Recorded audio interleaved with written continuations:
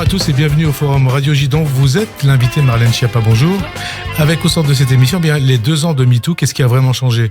Pour les femmes, qu'est-ce qui a changé pour et dans la société ?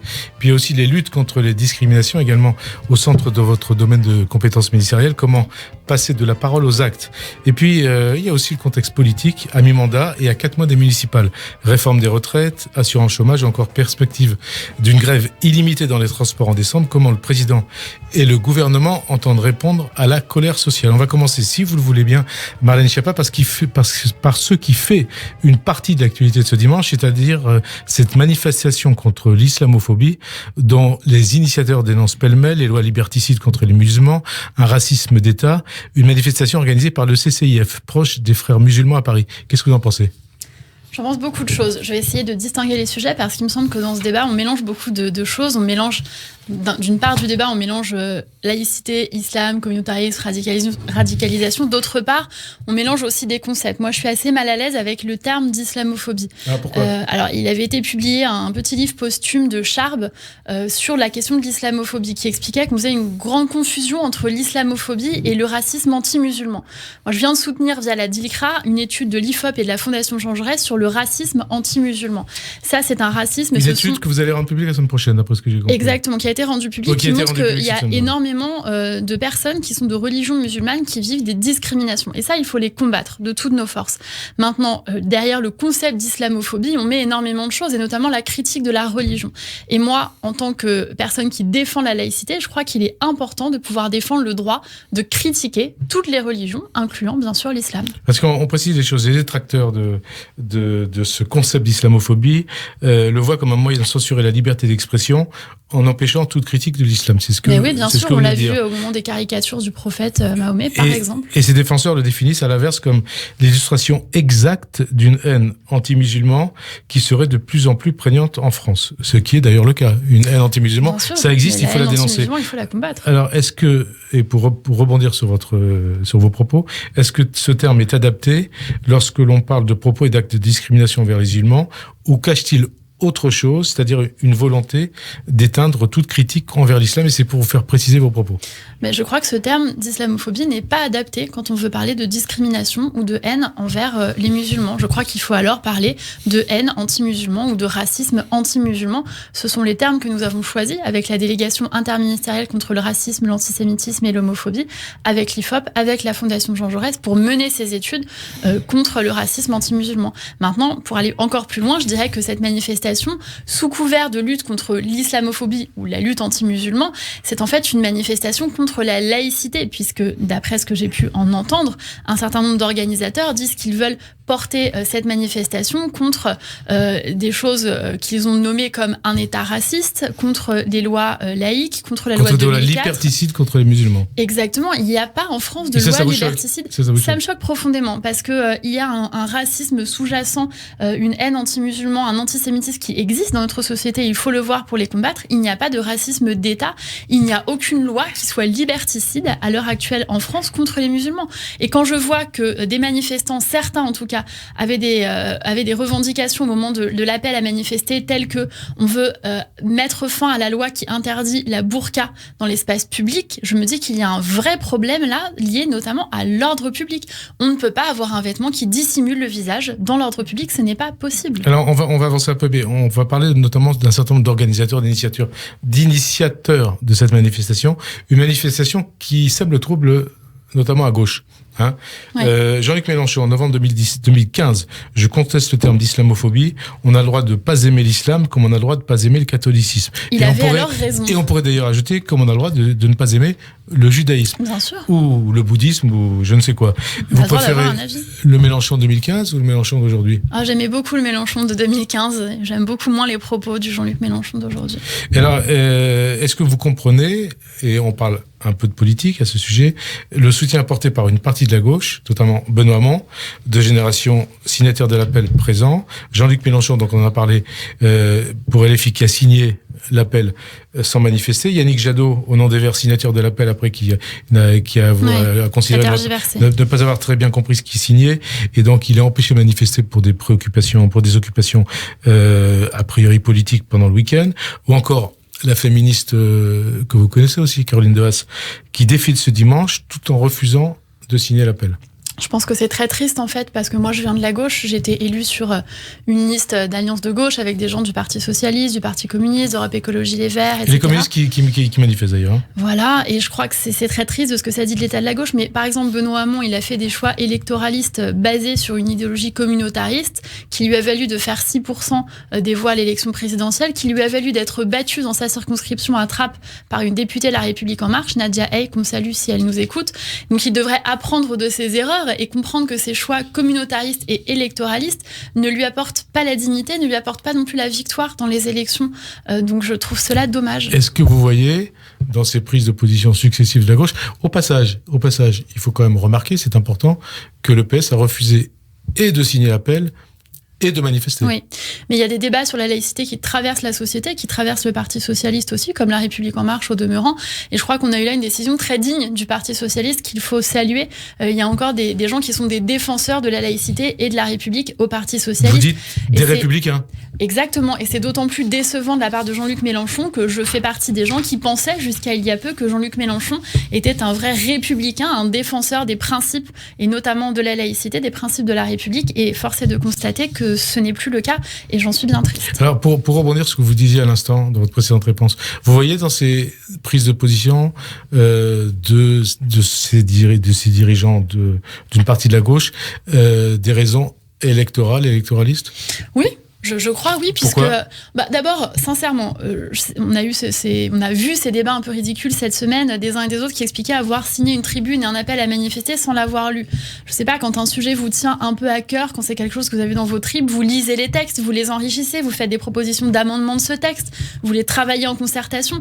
Là, on voit des gens qui mettent leur nom juste pour l'avoir dans le journal et pour se mettre d'un côté ou de l'autre. Donc, je trouve ça vraiment dommage, et je trouve que c'est la qualité du débat politique en fait qui s'en retrouve assez abaissé. Et alors En Marche ? Et la majorité ? Eh bien écoutez, La République En Marche ne soutient pas, en tout cas le parti ne soutient pas cet appel à manifester. En revanche, encore une fois, je crois qu'il faut être très clair sur les termes. Nous sommes farouchement opposés à la haine anti-musulman et nous y travaillons. Je suis chargée de la lutte contre les discriminations. Nous avons lancé beaucoup de choses, par exemple une BADI, une brigade anti-discrimination, pour qu'on puisse signaler ces faits-là. Mais effectivement, je crois que ça ne passe pas par ce type de manifestation aux côtés de personnages qui ne sont pas tous très recommandables dans leur position, pas tous très républicains et beaucoup d'ailleurs très anti-féministes, on peut dire comme ça. On va en parler.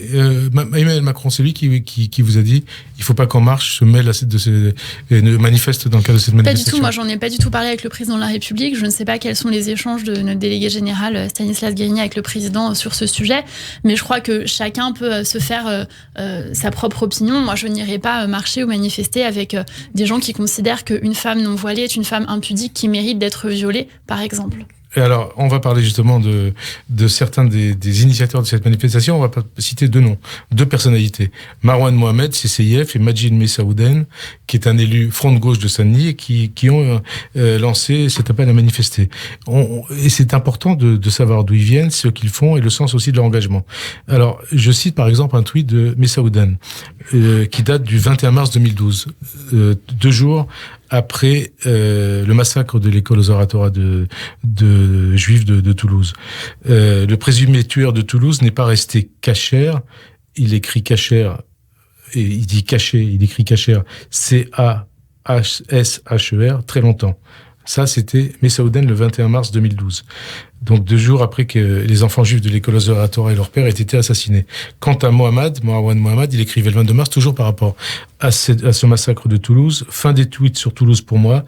On a d'autres vrais en majuscule, vrais problèmes qui nous attendent. Question, est-ce que le concept d'islamophobie, quand on lit ces tweets, on prend connaissance de ce tweet, n'est pas simplement devenu le paravent de ce nouvel antisémitisme qui fait des ravages dans certains quartiers ? Plusieurs choses. D'abord sur la forme, et ensuite je viendrai bien évidemment au fond. Sur la forme, moi je suis toujours un peu gênée avec le procédé de ressortir des tweets des années après sans avoir le contexte, sans savoir si c'est du 3e degré, si c'est pour dénoncer des gens qui tiennent ces propos ou si c'est pour eux-mêmes tenir ces propos. Mais maintenant sur le fond, bien évidemment, on peut être que bouleversé par le fait de prendre à la rigolade ce qui s'est passé à Toulouse quand on revoit les visages de ces enfants, la petite fille qui a été traînée par les cheveux avant d'être d'être abattu parce qu'il n'y a pas d'autre mot. Oui, c'est lamentable. Et je crois qu'effectivement, il faut combattre toutes les haines et toutes les discriminations et ne pas se servir de l'une pour soutenir l'autre et ne pas, sous couvert de lutter contre la haine anti-musulman, faire de l'antisémitisme. Et l'inverse est bien évidemment vrai également. Et après, on passe à un autre sujet. La laïcité, c'est juste le moyen d'être raciste. C'est toujours Messaouden qui disait ça en avril 2016. Je suis vraiment pas d'accord. Après, moi, je veux pas parler des personnes en particulier. Moi, il s'avère que je connais un peu Majid Messaouden et il a été plutôt en soutien sur un certain nombre de combats comme l'accès à l'IVG, les droits des personnes LGBT, etc. Mais sur ce point, je suis en désaccord dans la mesure où moi, je défends la laïcité. J'ai eu l'honneur de recevoir un prix laïcité l'année dernière du Grand Orient de France. J'ai coécrit un livre avec Jérémy Pelletier qui s'appelle Laïcité. Pour moi, c'est vraiment un sujet d'engagement. Et je crois qu'au contraire, la laïcité, c'est un bouclier vis-à-vis de l'invasion de formes dévoyées de religion dans l'espace public, notamment. Ça permet d'avoir justement un cadre commun pour partager un espace. Il faut préciser que la laïcité, c'est pas interdire la religion, c'est permettre à tous ceux qui veulent, qui le souhaitent, de pouvoir... C'est la séparation des églises et de l'État, d'abord, l'État chez lui et les églises chez elles, comme le disait Victor Hugo, et c'est ensuite, effectivement, la liberté de croire ou de ne pas croire sans être inquiété pour cela. On ne va pas inquiéter les gens pour leurs croyances religieuses ou leur non-croyance. Alors, on l'a vu aussi ces dernières semaines, les débats sur le voile ont occupé les médias, le devant de la scène. Il y a ceux qui voient le voile comme symbole d'asservissement de la femme, et puis à ce titre souhaiteraient l'interdire sur la voie publique. Mais n'est-ce pas paradoxal d'interdire à une femme de se vêtir comme elle le souhaite en France ?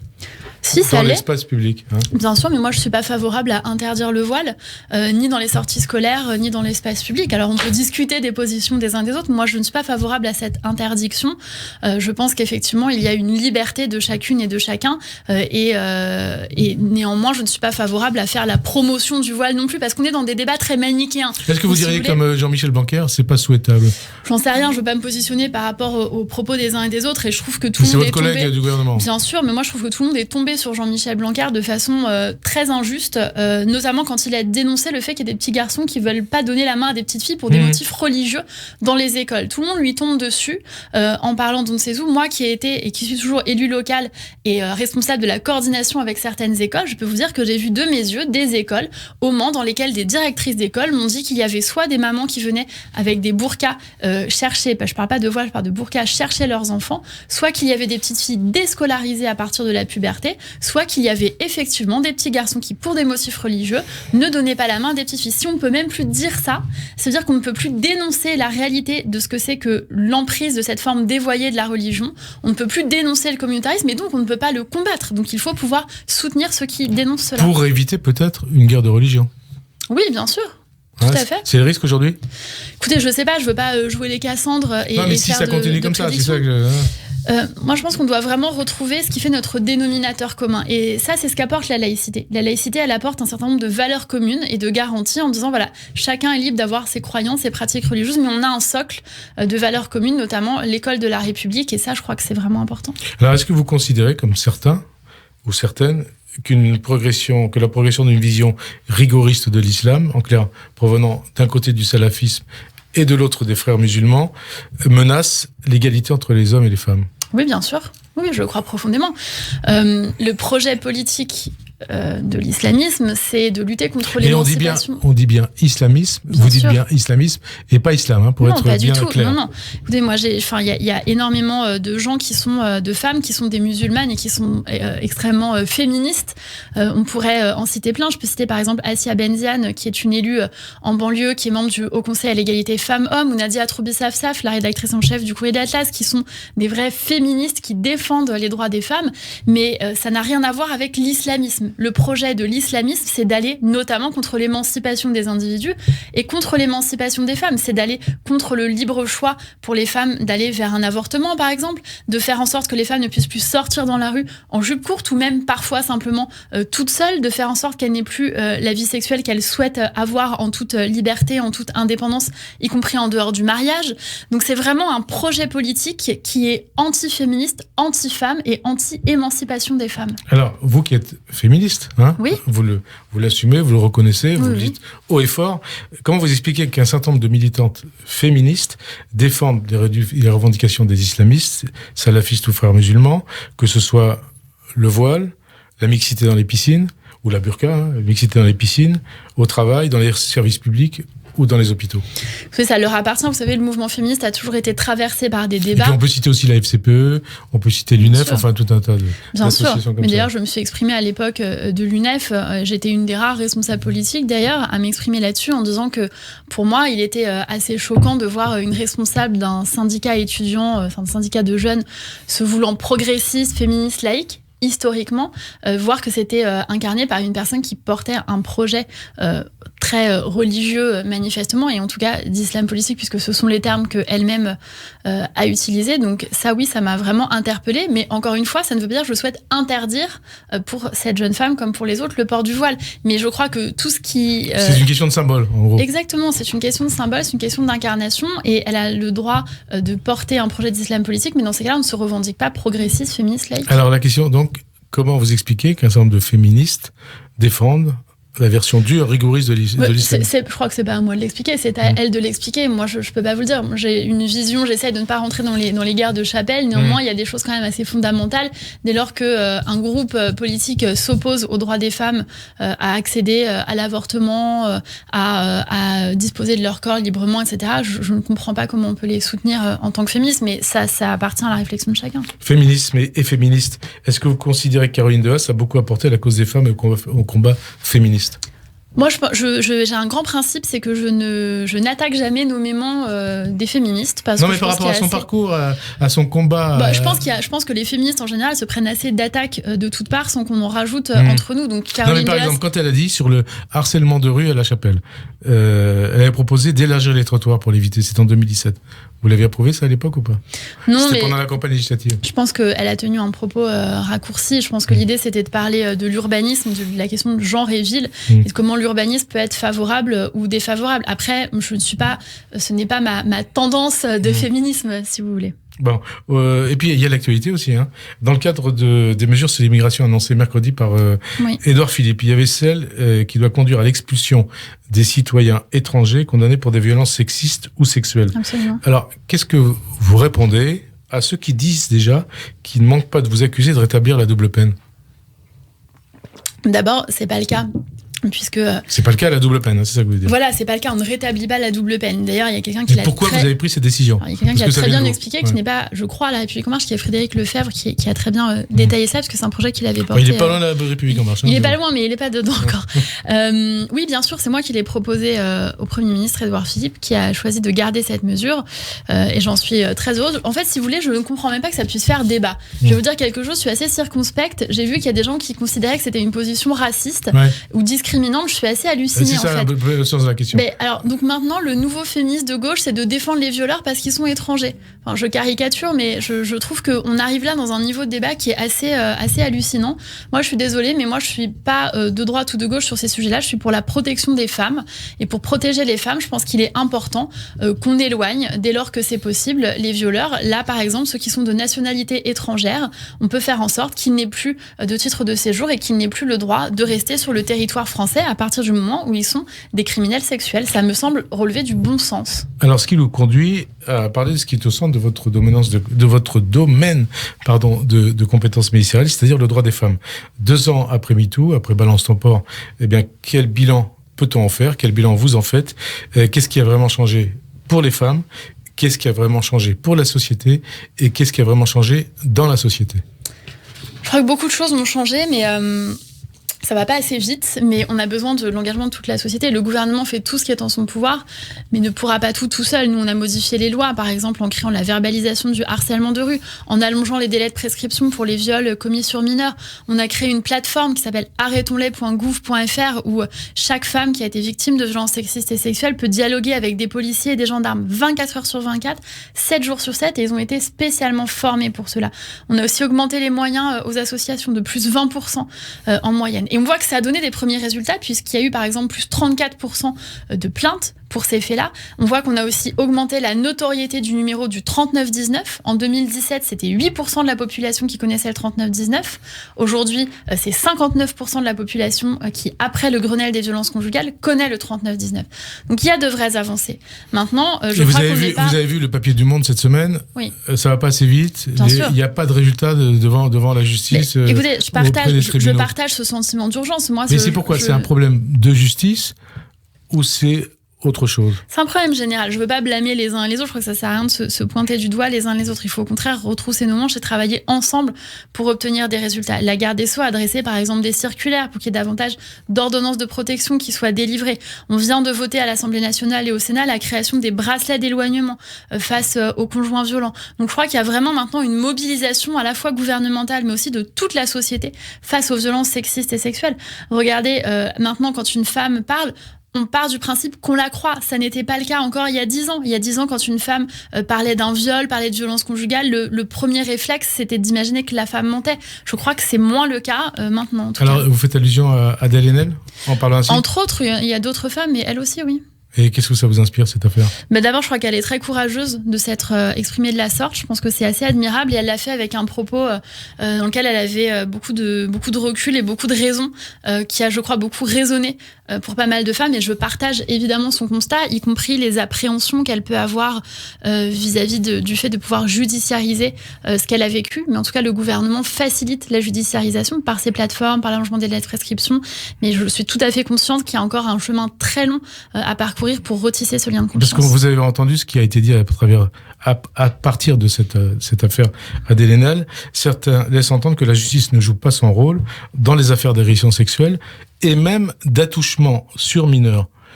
Est-ce que pour vous c'est le cas? Qu'est-ce que vous en pensez? Parce que c'est quelque part une accusation grave. C'est une accusation grave, mais je pense qu'on ne peut pas... ou pas juste? Je pense qu'on ne peut pas vouloir lutter contre une forme d'impunité des agresseurs et se voiler la face vis-à-vis de ce qui se passe en justice. Les chiffres officiels nous disent, j'avais publié un livre là-dessus qui s'appelait « Où sont les violeurs ?» il y a des années déjà, seuls 1% des violeurs sont en prison. Ça veut dire que oui, il y a une difficulté dans la judiciarisation. J'étais à La Réunion dernièrement pour le Grenelle des violences conjugales et le procureur général lui-même a dit que actuellement la procédure judiciaire ajoutait trop de maltraitance à la maltraitance. On doit travailler à la simplification, à faire en sorte que ce soit plus rapide et plus efficace. Et c'est le travail qu'est en train de mener, notamment la garde des Sceaux, Nicole Belloubet. Alors, avec une autre question qui se pose, et il faut la poser, est-ce que ce sont les réseaux sociaux, singulièrement Twitter, qui doivent aujourd'hui remplacer les tribunaux? En clair, est-ce que le tribunal médiatique peut remplacer le vrai tribunal? C'est-à-dire, est-ce que le tribunal médiatique doit rendre justice, doit faire justice à la place de la justice? Bien sûr que non, sur aucun sujet. Je crois Parce que ça a été un peu le cas. Non, moi, j'ai toujours dit, dès le début de MeToo et Balance ton port, j'ai toujours dit deux choses. Un, je soutiens les victimes sans condition. Et deux, la justice ne se rend pas sur les réseaux sociaux. Et je pense que c'est important de le rappeler parce que sinon, ça veut dire que demain, tout le monde peut... ça veut dire qu'on croit appuyer la justice. Vous voulez, ça devient la loi de la jungle. Mais je pense que justement, s'il y a des femmes qui se servent de ce médium-là, de ce média-là pour s'exprimer, c'est parce que il y a une forme de à quoi bon vis-à-vis de la justice. Et donc, c'est aussi le travail du gouvernement de retisser ce lien de confiance avec la justice pour faire en sorte que les réseaux sociaux ne soient plus cette soupape qu'elle est actuellement. Mais moi, j'en terminerai juste pour dire... Cette soupape ou cette dérive? Cette soupape, principalement. Je trouve qu'il y a assez peu de dérives, principalement cette soupape, mais je voudrais juste dire que je suis assez opposée au fait de donner des injonctions aux femmes qui sont victimes de viols, de violences sexuelles dans l'enfance, etc. et de leur dire, vous devez parler comme ci, comme ça, en ces termes, à ce moment-là. Souvent, elles font comme elles peuvent, en fait. Et alors, autre thème, autre dossier qui concerne votre domaine de compétences ministérielles, c'est la lutte contre les discriminations. Lutte contre les discriminations, ça veut dire que, puisque vous êtes la ministre qui s'occupait de ça, c'est que la France est en retard dans ce domaine? Je ne sais pas si on peut dire qu'on est en retard par rapport à d'autres pays. Néanmoins, effectivement, il y a énormément de discrimination qui existe encore à l'emploi, par exemple. Il y avait une étude de l'Institut Montaigne qui avait été faite sur ce sujet. Et donc, nous lançons avec la ministre du Travail une opération de 1000 testings dans les entreprises, justement pour mesurer ces discriminations. Je crois que c'est très important sur la question du logement également. Avec Julien Normandie, le ministre du Logement, nous avons reçu l'ensemble des agences immobilières pour savoir un peu quelles étaient leurs pratiques. Et je crois qu'il est encore important de rappeler en France que le racisme n'est pas une opinion, qu'on ne peut pas discriminer en disant « moi, finalement, je préfère ne pas louer mon logement à des Noirs, à des Juifs, à des Arabes, à des gens qui ressemblent à ci ou ça, qui ont un nom à consonance étrangère. » Ou à des homosexuels, absolument, à des femmes, exactement. Il faut rappeler ce qu'est la loi, et je crois que c'est le rôle de l'État, de rappeler le rôle du gouvernement, de rappeler un cadre, de rappeler la loi et de rappeler qu'il est illégal de discriminer. Très souvent, chacun se renvoie la balle, les agences disent « c'est pas moi, c'est le client, le client dise pas moi, c'est une pratique de l'agence, etc. Je pense qu'il faut être très ferme et il faut qu'il y ait des condamnations. C'est pour ça que nous avons lancé la BADI, la brigade antidiscrimination, pour que chacun puisse signaler ces discriminations dans un premier temps. Discrimination, racisme, antisémitisme, homophobie, ça passe aussi par Internet, par les réseaux sociaux. Oui. Bien sûr. Comment on fait? Parce qu'il y a eu la loi Avia, tout à fait, que vous avez soutenue. Bien sûr, par les réseaux sociaux. Et on a vu avec le mouvement des Gilets jaunes une espèce d'explosion de paroles antisémites et racistes assez incroyable, dont on pensait qu'elle avait disparu, en tout cas de l'espace public, et qu'elle se cantonnait aux réseaux sociaux.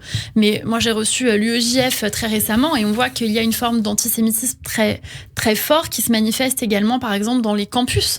Il y a un certain nombre de lieux d'études dans l'enseignement supérieur dans lesquels il est assez difficile de se vivre comme juif et dans lesquels il y a des actes et des discriminations antisémites qui existent encore de façon assez violente. On en avait eu quelques exemples l'année dernière, par exemple. Et donc vous dites un peu comme disait Elisabeth Badinter, c'était il y a quelques mois, ne laissez pas les juifs mener seuls ce combat contre l'antisémitisme. Elisabeth Badinter.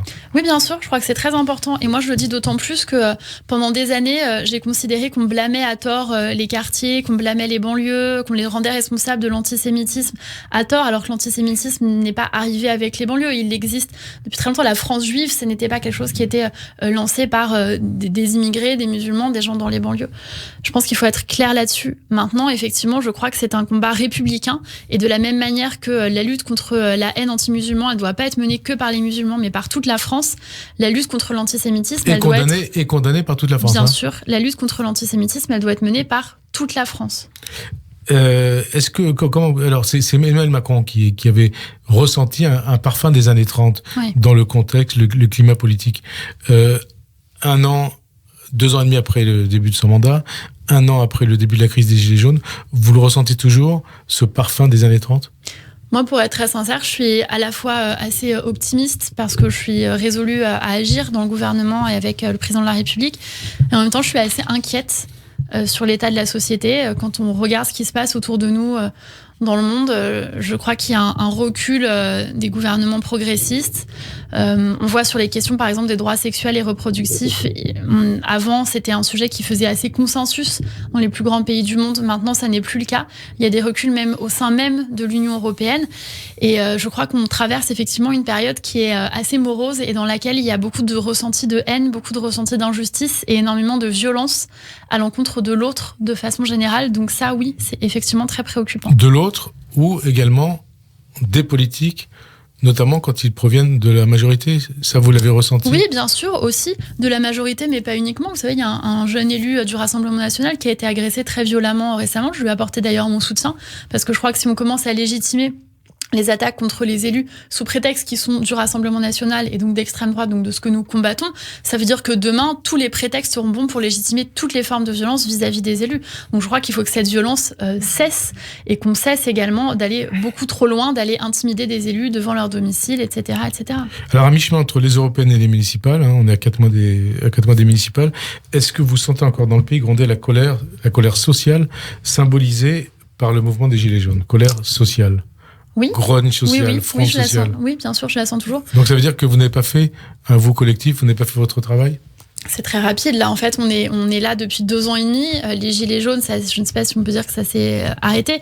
En tout cas, le président de la République a pris la mesure des choses, mais maintenant, c'est un travail véritablement de longue haleine, de court, de moyen et de long terme, pour faire en sorte de prendre les bonnes mesures et que ces bonnes mesures puissent produire leur efficacité. C'est déjà le cas sur un certain nombre de sujets, le dédoublement des classes dans les quartiers prioritaires, sur les classes de CP, de CE1 et au-delà. La question du congé aidant qui vient d'être créé par le gouvernement, qui est une mesure très forte qui va apporter un vrai bol d'air frais. Ce que nous faisons sur les pensions alimentaires pour les mères isolées. Il y a des mères isolées qui n'avaient pas leur pension alimentaire qui maintenant vont pouvoir la percevoir directement grâce au dispositif de l'État. Je crois que ce sont beaucoup de choses qui vont dans le bon sens, mais on doit faire toujours mieux et toujours plus vite, bien évidemment, pour les gens qui souffrent et qui ont ce sentiment d'urgence. Le mouvement des Gilets jaunes est derrière nous, ou il peut rebondir, il va rebondir? Je sais pas, sincèrement, personne. Enfin, moi, comme beaucoup de gens, à la première manifestation des Gilets jaunes, j'aurais été incapable de vous dire que ça allait prendre cette ampleur et avoir cette durée et ce niveau de violence. Donc, je ne peux pas faire de pronostic à cet égard. Parce que on est à 2 semaines, 3 semaines maintenant de l'annonce, enfin la perspective de cette grève illimitée dans les transports publics. Donc, ce sera à partir du 5 décembre. Ouais. Est-ce que décembre 2019 peut ressembler à décembre 95 en clair? Est-ce que vous redoutez ou est-ce que d'ailleurs vous préparez collectivement à une paralysie du pays? Je le souhaite pas et je pense qu'il faut surtout se préparer. Non, c'est pas le souhait. Bien sûr. Est-ce que vous y attendez? Est-ce que vous pensez que c'est inévitable? Non, je pense pas que ce soit inévitable, mais c'est encore une fois un avis personnel. Mais je pense qu'il faut surtout se préparer à apporter des réponses. On a un secrétaire d'État chargé de la question des transports qui s'appelle Jean-Baptiste Djebari, qui a été nommé récemment au gouvernement, mais qui est un expert de ces sujets-là, qu'il était déjà lorsqu'il était député, et qui travaille d'arrache-pied avec les différents acteurs du monde des transports à faire en sorte de détailler et d'avancer avec chacun d'entre eux pour que tout le monde comprenne où le gouvernement veut aller. Le gouvernement veut aller vers plus de justice, plus d'équité et quelque chose qui, au final, soit équilibré et équitable pour tout le monde. Alors, ce qui pose problème, notamment auprès d'un certain nombre de syndicats, c'est la réforme des retraites. Est-ce que la clause du grand-père, qui consisterait à n'appliquer cette réforme qu'aux nouveaux entrants sur le marché du travail, pourrait être la bonne solution ou doit être la solution retenue, la clause du grand-père? On a vu qu'il y a un certain nombre de débats récemment sur ce sujet-là. C'est pour ça, parce que on a vu que Jean-Paul Delevoye s'est fait rappeler à l'ordre en Conseil des ministres, c'était jeudi. Alors, clause du grand-père, vous considérez que ça peut être une solution ou pas? Non, c'est pas une question de rappeler à l'ordre. Il est haut-commissaire chargé de la réforme des retraites. Il est normal qu'il fasse un certain nombre de propositions, mais ensuite c'est au Premier ministre. On précise les choses. C'est pas des propositions. En gros, il avait dit, moi j'ai ma position personnelle qui ne correspond pas forcément à la position du Premier ministre ou éventuellement du président si il considérait qu'il fallait mettre en œuvre cette clause du grand-père. Bon, je crois pas que ce soit ce qu'il ait dit exactement. En tout cas, il a précisé, peut-être, mais il a précisé depuis ses propos en disant qu'évidemment, il se rangerait à l'arbitrage du Premier ministre et du président de la République. Je crois que quand on appartient à un gouvernement, on peut proposer des choses, souhaiter que ça aille plus vite, autrement, dans d'autres directions. On s'en remet à l'arbitrage. Sinon, on quitte le gouvernement. C'est pas ça. Moi, j'ai rien à apprendre à Jean-Paul Delevoye, qui a beaucoup plus d'expérience que moi, qui a été ministre auparavant, où je me garderais bien de faire aucune leçon ou conseil que ce soit à qui que ce soit. Mais je crois que cette question des retraites, elle est peut-être inquiétante pour un certain nombre de Françaises et de Français qui se demandent un petit peu où on va. Et je pense qu'il appartient au gouvernement d'être à la fois ferme sur l'objectif, mais aussi très rassurant sur la manière dont les choses vont se passer. Et je crois que le Premier ministre mène ce travail très bien. Donc, 5 décembre, vous vous préparez à prendre le train ou pas? Pas prendre le train d'ailleurs, c'est la voiture. Nous verrons le 5 décembre. Moi, ce que j'observe, c'est que par ailleurs, les syndicats se font un peu déborder par leur base. Et je crois qu'il y a une forme d'ubérisation des syndicats à laquelle on est en train d'assister. Qu'est-ce que vous entendez par ubérisation des syndicats? J'entends par là que de la même façon que sur la classe politique, donc encore une fois, c'est pas un jugement de valeur, mais avant, il y avait des négociations qui pouvaient se mener. On voit bien que là, les leaders syndicaux d'antan ne sont plus forcément écoutés par leur base. Moi, je l'ai vu par exemple sur la question des femmes de chambre où on avait autant d'interlocuteurs que de lieux de grève pour tous les syndicats, avec une concurrence interne à l'intérieur des syndicats pour savoir qui allait porter quel sujet, dans quelle branche, etc. Et donc, je crois qu'il y a une forme d'ubérisation des syndicats. Ubérisation ou gilet jaunisation? C'est la même chose finalement. C'est-à-dire que les gilets jaunes sont devenus aux syndicats ce que Uber était au taxi. Il y a préciser les choses. C'est-à-dire une forme d'OPA sur les syndicats de la part des gilets jaunes, et maintenant la colère qui avant pouvait s'exprimer de façon peut-être cadrée par un certain nombre de syndicats comme notamment la CGT et d'autres, elle s'exprime maintenant en mettant un gilet jaune plus qu'en prenant sa carte à la CGT. C'est en tout cas le sentiment que j'en ai et je le déplore. Donc ça complique le dialogue social. Bien sûr, ça complique le dialogue social quand vous avez plusieurs interlocuteurs différents. Encore une fois, sur le sujet dont j'ai la responsabilité, la question des femmes de chambre, c'est extrêmement compliqué quand vous avez commencé à dialoguer avec un interlocuteur et qu'un autre arrive et vous dit non, en fait c'est moi l'interlocuteur, et qu'un troisième arrive et dit non, c'est aucun des deux, c'est moi, et qu'un quatrième manifeste en bas en vous disant moi je veux pas dialoguer, je veux juste manifester, mais c'est moi votre interlocuteur. Effectivement, ça complique les choses. Et si le pays est paralysé, si la grève dure jusqu'à Noël peut-être, il faudra lâcher sur la réforme des retraites ou pas? Bon, ça m'appartient pas. Moi, je suis secrétaire d'État chargée de l'égalité entre les femmes et les hommes et de la lutte contre la discrimination. Il m'appartient pas de faire de la politique fiction ou des pronostics sur les sujets dont je n'ai pas la responsabilité. Moi, je souhaite que le gouvernement tienne tous ses engagements. Et je crois qu'on a à la fois un président de la République et un Premier ministre très déterminés à être dans un état d'esprit de responsabilité vis-à-vis de la question des retraites. D'où la clause grands-parents ou grand-père. C'est ça ? Ça peut être mis en place pour éviter que ça explose. Écoutez, sincèrement, on verra. Encore une fois, là, c'est pas un sujet dont j'ai la responsabilité. Je veux pas me prononcer particulièrement. Alors, c'est pas forcément un sujet dont vous avez la responsabilité. En tout cas, vous vous engagez politiquement dans 4 mois des municipales. Oui. Est-ce qu'il est désormais certain, Marlène Schiappa, que vous allez figurer sur la liste de Benjamin Griveaux au municipal à Paris et dans quel arrondissement ? Est-ce que c'est certain ? L'avenir n'est jamais certain. Non, est-ce que c'est certain ? Est-ce que vous souhaitez être candidate à Paris ou pas ? Pour l'instant, c'est pas mon sujet. Honnêtement, moi, je suis un vrai soutien de Benjamin Griveaux. On peut être aussi soutien sans être candidate. Donc, je ne sais pas à l'heure actuelle si je serai candidate. Dans tous les cas, ça va dépendre de quoi ? Ça va dépendre d'énormément de choses. Sincèrement, là, je rentre de la Réunion. J'ai atterri là très récemment. Je faisais un Grenelle des violences conjugales. J'ai la fin du Grenelle des violences conjugales ensuite. J'ai un déplacement à Kigali en Afrique sur un sommet. On a le Forum de la paix en début de semaine où on mène des actions de diplomatie féministe. Je suis vraiment, pardonnez-moi l'expression, mais vraiment la tête dans le guidon. J'ai pas eu le temps de me poser pour savoir si je voulais être candidate. Mais ça fait des mois que vous en parlez, donc voilà. Les gens en parlent plus que moi j'en parle. On m'a prêté des candidatures à Lille, à Marseille, une de la Provence, même à Lyon. Précisez-nous les choses. Paris, c'est pas sûr que vous soyez candidate. C'est pas sûr que je sois candidate, ni à Paris, ni nulle part. Je peux très bien être candidate au Mans, là où je suis élue. Je peux très bien être candidate dans mon village en Corse. Je peux très bien ne pas être candidate du tout au municipal et soutenir des candidats. Mais en tout cas, à Paris, moi, je soutiens Benjamin Griveaux, qui est le meilleur candidat.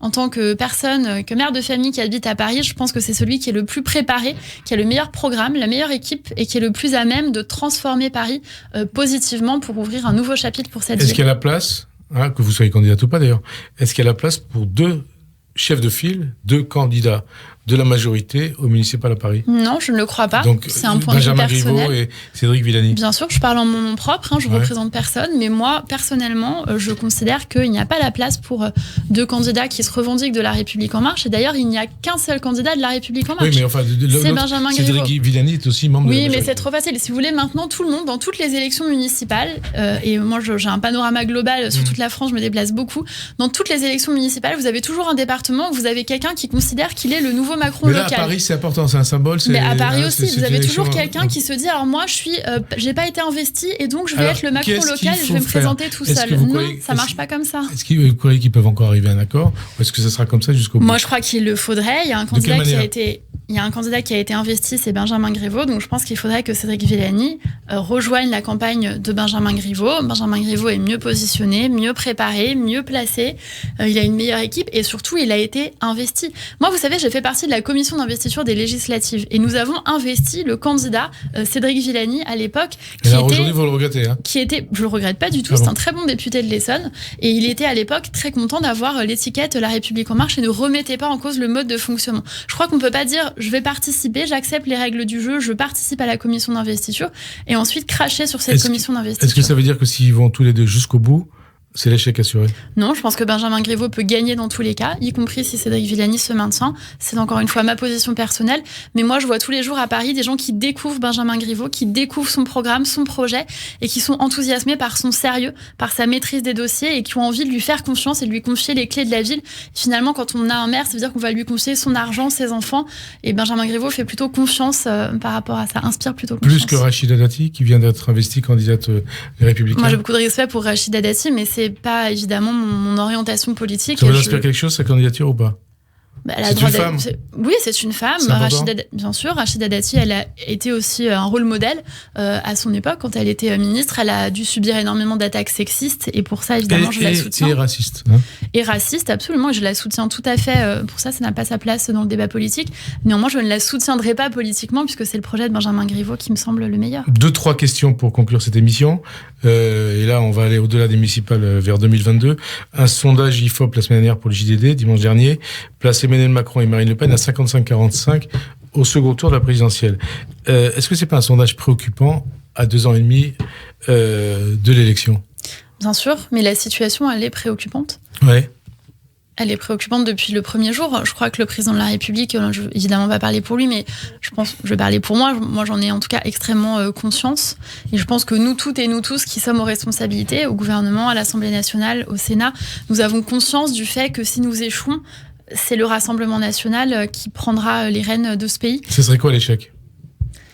L'échec, ce sera les gens qui le détermineront. Vous savez, finalement, le juge de paix, c'est l'élection dans une démocratie. Donc, ce sera à chacun de juger à la fois. Qu'est-ce qui pourrait être le symbole de l'échec du quinquennat de Emmanuel Macron ? On s'est engagé dans la campagne présidentielle sur un projet de transformation. Sur un projet de transformation de ce pays, à la fois de son mode de fonctionnement, mais aussi de la vie de tous les jours. Et je crois que c'est ce qu'on commence à faire avec le droit à l'erreur, avec le prélèvement à la source, avec un certain nombre de dispositions très importantes, avec le congé maternité pour toutes les femmes, y compris les indépendantes et les agricultrices, avec l'égalité salariale, avec un certain nombre de réformes. Mais par exemple, la réforme des retraites, si vous n'allez pas jusqu'au bout, ce sera un échec.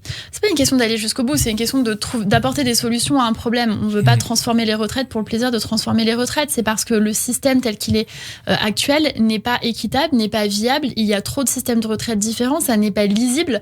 Et donc, il faut assainir le système de retraite, tout simplement. C'est une nécessité, ce n'est pas un choix politique. Donc, ça veut dire, c'est préoccupant, quand vous dites c'est préoccupant, c'est-à-dire qu'il y a un danger. Marine Le Pen en 2022, elle peut gagner la présidentielle. Bien sûr, il y a un danger Marine Le Pen et en même temps, gagner. Je ne sais pas, par définition, dans une élection, tout le monde peut gagner. Et en même temps, moi, je mettrais en garde vis-à-vis d'une forme d'obsession de Marine Le Pen. J'ai l'impression que maintenant, dès qu'on dit quelque chose, on est analysé au paradigme de est-ce que Marine Le Pen aurait dit ça ou aurait dit le contraire.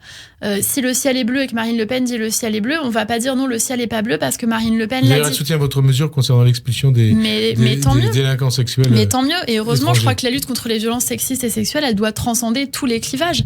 Et donc, il y a un certain nombre de mesures de bon sens qui sont soutenues par tout le monde, de l'extrême gauche à l'extrême droite, je l'espère. Et certains, dernière question, certains dans votre propre camp mettent un signe égal entre Marine Le Pen et Jean-Luc Mélenchon. Est-ce que c'est votre cas ? Non, pas du tout. Pourquoi ? Je crois qu'on ne peut pas comparer l'histoire de Jean-Luc Mélenchon et l'histoire de Marine Le Pen, d'où ils viennent, chacun d'entre eux. Je le disais tout à l'heure, Jean-Luc Mélenchon, à l'origine, c'est un républicain. C'est quelqu'un qui était, en tout cas à l'origine, un défenseur des institutions, un défenseur de la laïcité, un défenseur d'un certain nombre de principes. Je crois que c'est quelqu'un qui est engagé contre les discriminations, pour l'égalité. Après, il porte un projet politique. Vous dites c'est toujours un républicain ou pas ? Je pense que les positions, encore une fois, je ne vais pas parler des personnes, mais vraiment des projets et des positions, mais les positions de Jean-Luc Mélenchon, elles ont quand même glissé. Chacun le voit à mesure du temps. Je crois qu'il a des enjeux d'équilibre interne à la France insoumise. On voit qu'il y a des positions, y compris sur la laïcité, très différentes. C'est un groupe restreint, la France insoumise. C'est pas un groupe de la taille du groupe de la République en marche, mais il y a des gens à la fois comme Daniel Obono qui portent des positions parfois assez communautaristes sur un certain nombre de sujets, mais aussi des gens comme Adrien Quatennens qui me semble beaucoup plus clair sur l'aspect républicain de défense de la laïcité, ou Alexis Corbière par exemple. Et donc je crois qu'il y a un équilibre avec la base de la France insoumise qui est difficile à tenir pour Jean-Luc Mélenchon. Je suis pas convaincue en fait qu'il pense lui-même ce qu'il dit en ce moment sur ces sujets-là. Mais là, je m'égare dans une interprétation très très personnelle de ses propos. Merci en tout cas Marine Schiappa d'avoir répondu à notre invitation. Bonne fin d'après-midi sur Radio J et à dimanche prochain. Merci. Merci.